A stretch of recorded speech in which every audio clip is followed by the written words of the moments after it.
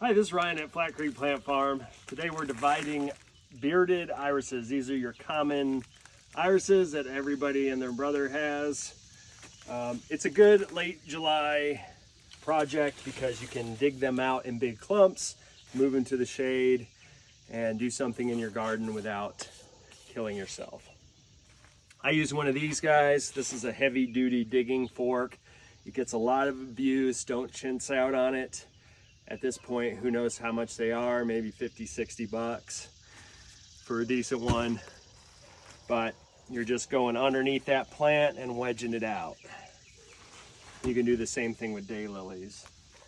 So these plants, I find them personally to be okay. I like the blooms, but if it's raining a lot in spring, it's a really short bloom time at some years. And then you have this foliage for months. So be careful where you put them, but they are easy to divide and they grow very well in our clay.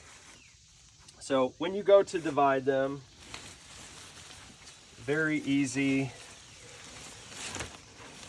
It's not something you want to be too worried about. You just take a clump off and then pull apart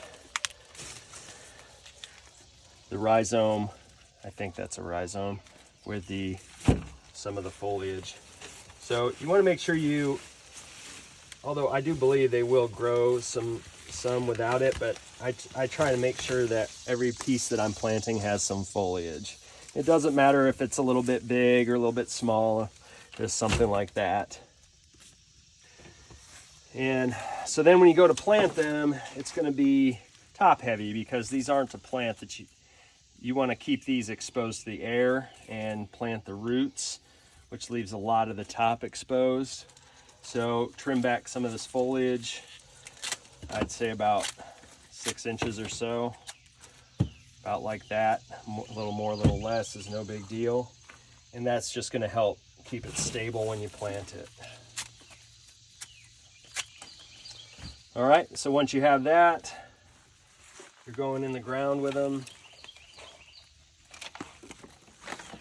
And when you go to plant, you want those roots into the ground or into the media